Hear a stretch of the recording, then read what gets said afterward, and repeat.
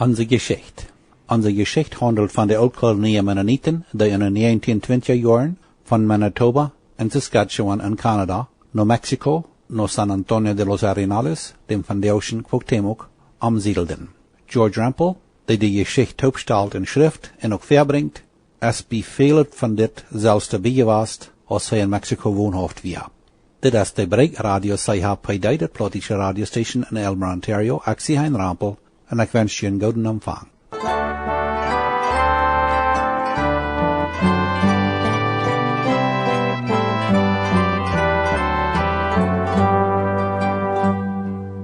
Onse Jeschicht Nummer 35. Ditmal vertalen wir uns noch weiter mehr von wo dort auf der mennonitische Yermo-Siedlung in Durango zum Einkommen.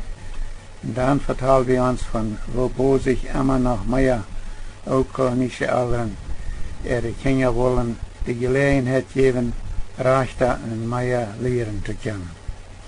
Einzelne Personen von der Abraham Dick, Bernhard B. Penner en die Trampelfamilies, den Vorderstadt gerade de Port von dem Yermo-Land am letzten Einhorden betonen muss, betolden noch etliche Jahren immer den Landtax an die 13.000 Hektar Land bei Yermo und versuchten das Land zu verkaufen.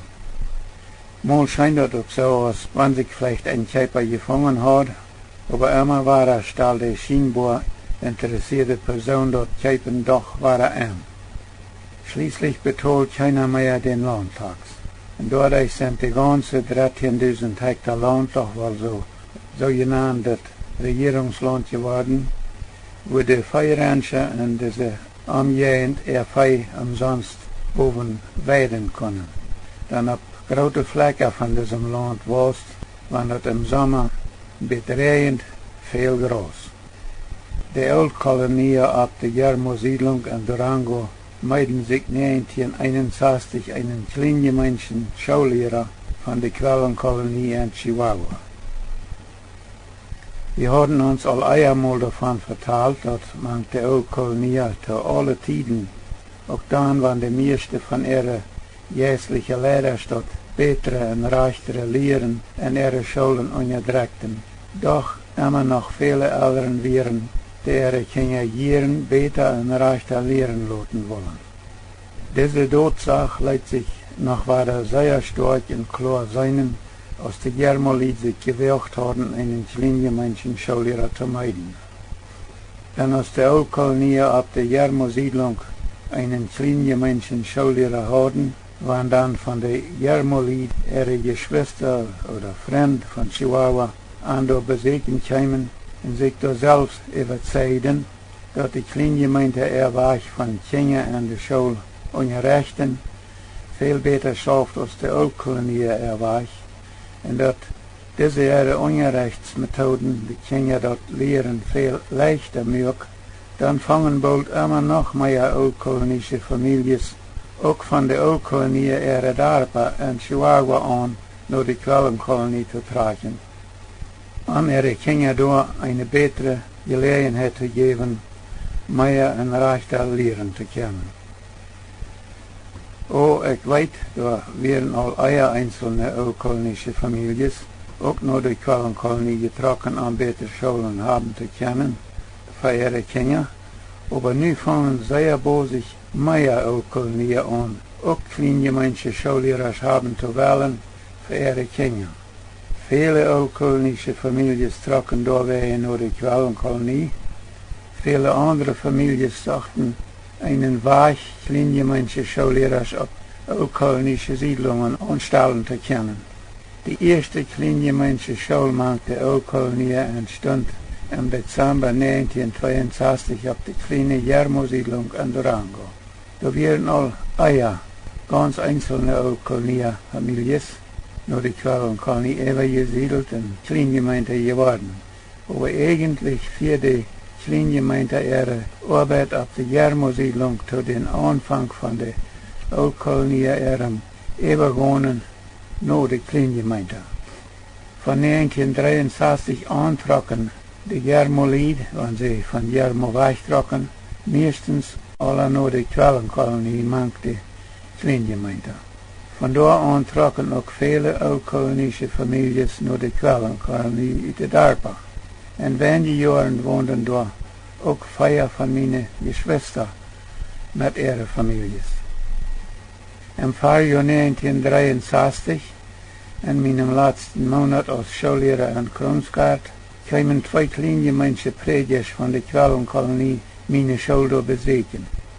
Nur de Schule unterhielten wir uns noch lang über unsere oud-kolonische und ihre Kleingemeinde Schulen. Diese beiden Predigers zeiden mir, ihre Gemeinde sucht sehr noch Wege, ihr Schulwesen zu verbessern. Und sie würden dort hier sein, wann wir würden nur ihre Kolonie tragen mit unserer Familie und anderen Helfer. Sie laden mir eigentlich an, nur Quellenkolonie zu tragen und anderen mit ihrem Schulwesen verbessern zu helfen. Die zweite Kleingemeinde Schule entstand 1967 auf der Santa Rita Kolonie im Dorf Steintal, Nummer 82. Die dritte Kleingemeinde Schule entstand nach der Old-Kolonie auf der Swift-Current Kolonie 1976 im Dorf Scheinfeld, Nummer 106. Die vierte Schule entstand 1981 nach der Old-Kolonie auf der Manitoba-Kolonie in Low Farm, Nummer 6,5. Die fünfte Schule entstand 1983 auf der Nordkolonie in der sogenannten Salitre-Darpa nach der Old-Kolonie. Und die 6. Schule entstand auf der La Onda-Siedlung in Zacatecas. Die 7. Kleingemeinde Schule entstand nach der Old-Kolonie 1996 auf der Patos Durango-Siedlung. Bilder von diesen Schulen oder von Schulkindern mit ihrem Lehrer sind in dem Buch 75 Jahre Mennoniten in Mexiko auf der 279. und 280. Seite. In der Darpa Steintal Nummer 82, Scheinfeld Nummer 106, Low Farm Nummer 6,5, in der Salite Darpa im Dorf Nummer 44, und auf der Zacatecas Siedlung und auf der Patos Durango Siedlung entstanden bald nur die Gründung von Kleingemeinde Schulen und Kleingemeinde Gemeinden. Aus der Kleingemeinde Kirche in Scheinfeld Nummer 106 zu klein ward, dann bilden die Swift-Current Kleingemeinde noch eine zweite große Kirche im Dorf Neue Hoffnung Nummer 110.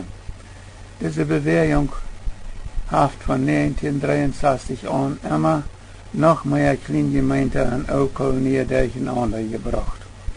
Die Jakob Unger Familie war eine von den ganz ersten Old-Kolonie-Familien, die von der Manitoba-Kolonie nur die Quellenkolonie trocken. Von Ungers ihre Jungs sind von der mehrere Kleingemeinde Predigers geworden. Heinrich Unger ist lang auf der Santa Rita Kolonie im Dorf Steintal Nummer 82 Prediger gewesen. Nu ist er leidender Prediger in Grassy Lake, Alberta. John Unger ist al viele Jahre der leidende Prediger auf der Swift-Current Kolonie im Dorf Neue Anlage Nummer 105.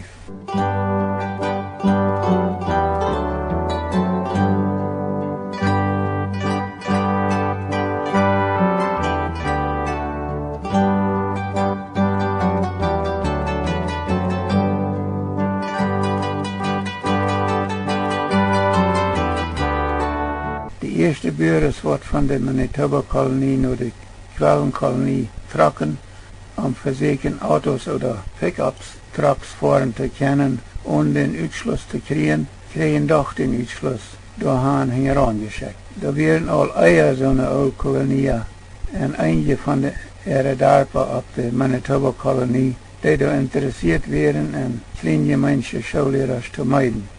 Und da werden auf der Quellenkolonie auch all Eier Kleingemeinde Schullehrer interessiert, an Old-Kolonische Darpa Schullehrer sein zu können. Aber beide Seiten werden sich nicht damit anzufangen, aber, so als man dann sagt, dass es einmal irgendwo durchgebrochen wird.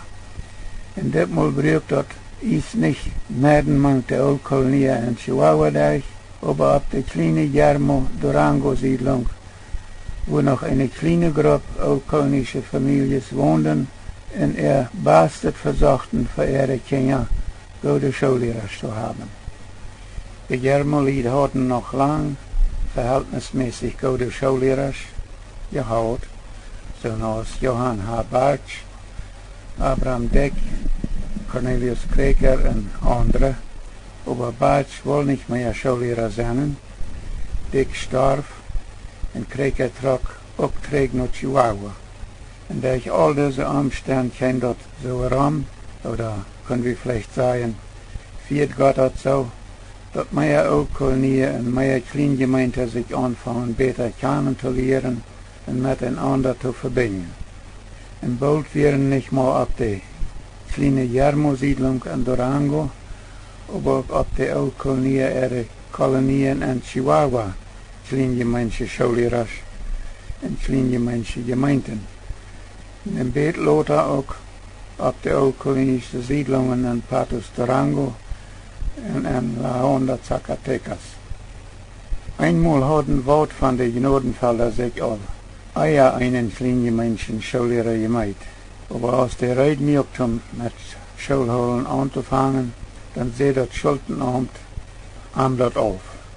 Die Gruppe Männer, die den Schullehrer gemacht haben, wollen haben, heißt, will sich dort nicht auf sein loten, aber die kleingemeindlichen Schullehrer wollen nicht an einem oldkolonischen Dorf Schule holen und das Dorfsamt dort nicht haben wollen. Sie wollen nicht Unfried anrichten in einem oldkolonischen Dorf. Kleingemeinden und Oldkolonien haben sich auch sehr durcheinander gefried, von dann an.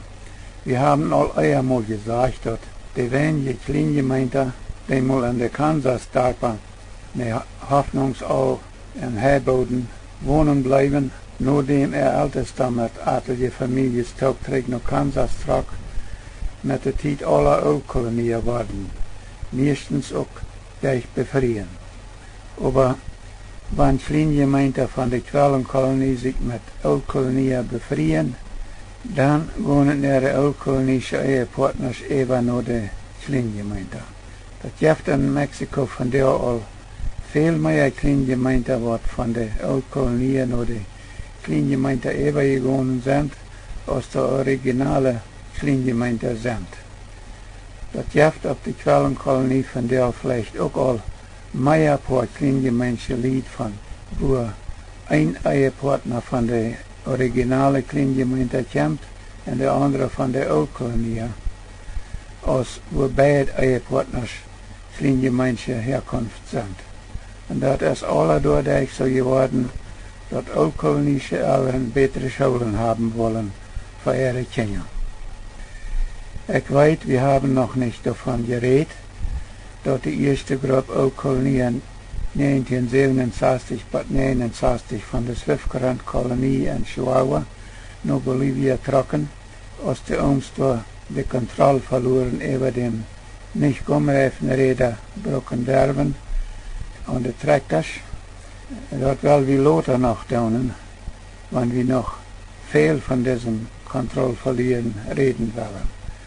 Aber hier wollen wir nicht was davon vertellen, was dann passiert, als die zweite Gruppe Swift-Korinther 1975 nach Bolivia getroffen wäre, mit den meisten von ihren Predigers.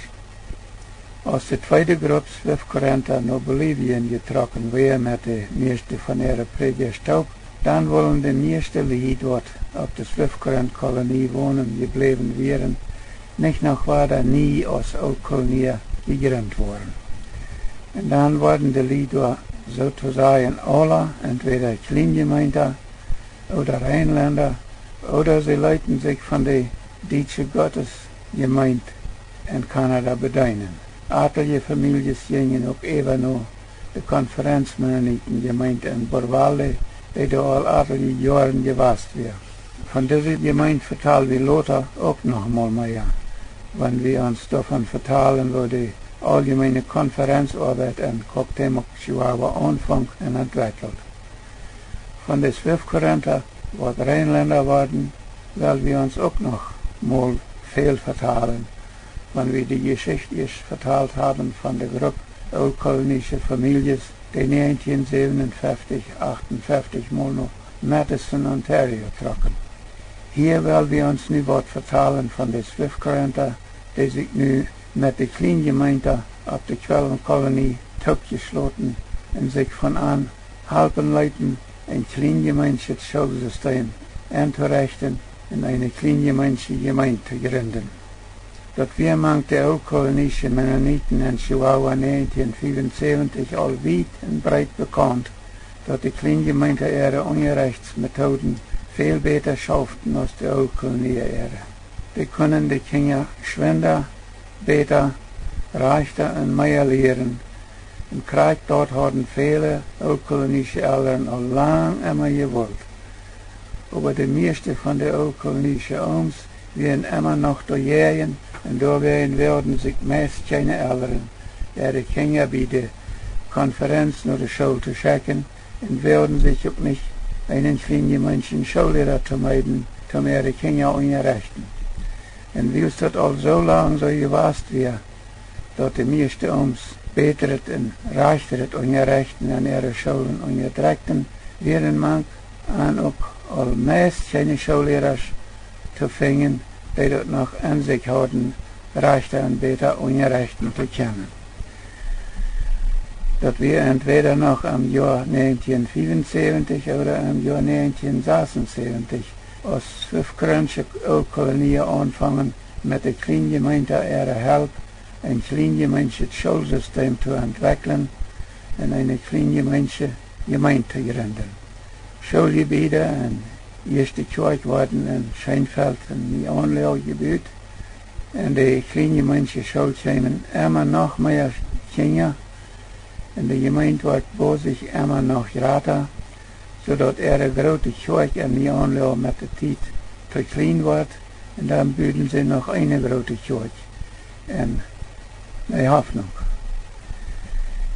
Die große kleingemeindliche Gemeinde auf der Manitoba-Kolonie ist von der auch da, wie es old-kolonische Familie fordert, was Jieren auch bessere Schulen haben wollen für ihre Kinder, dries genug wären, sich in Low-Farm Nummer 6,5 ihre eigene Schule zu bauen und einen kleingemeindlichen Schullehrer zu meiden. Also auf der Manitoba-Kolonie fängt das Kleingemeinde waren auch dadurch an, dass alle einen besseren Schulunterricht haben wollen, als die old-kolonische Schullehrer geben können und die meisten old-kolonische Ooms gegeben haben wollen. Als in Russland in den 1860er Jahren, in 1870er Jahren, mal auf der Borosenko-Kolonie Kleingemeinde auch mehrere Dorpen old-Kolonien wohnen, dann fangen sich da auch all an, old-Kolonien und Kleingemeinde durcheinander zu befrieden. Dat hierdoor noch war das meist ganz ab, als sie noch Manitoba übergesiedelt werden. Aber nu, über die Jahre von 1963 an, haben immer noch mehr Kleingemeinden und Old-Kolonien sich durcheinander befreit. Und von diesen durcheinander gefriedeten Old-Kolonien und Kleingemeinden wohnen von der nicht mal überall in Mexiko verstreut, aber auch in den Vereinigten Staaten von Amerika, in Kanada, in Belize und sogar in Südamerika. Es wird ganz interessant sein, mal zu erfahren, wie viele so eine Familie da all sind. Und das ist in erster Linie old-kolonische Eltern, die verlangen, zuzuschreiben, für ihre Kinder eine bessere Schulbildung zu finden. Unsere Zeit ist aufgerannt. Nächstes Mal fangen wir an, davon zu vertellen, dass auf die mennonitischen Kolonien in Chihuahua von 1946 bis 1960 anfangen sehr viel und sehr große Dinge zu passieren. Was nächstes Mal? Ich sehe George Rempel.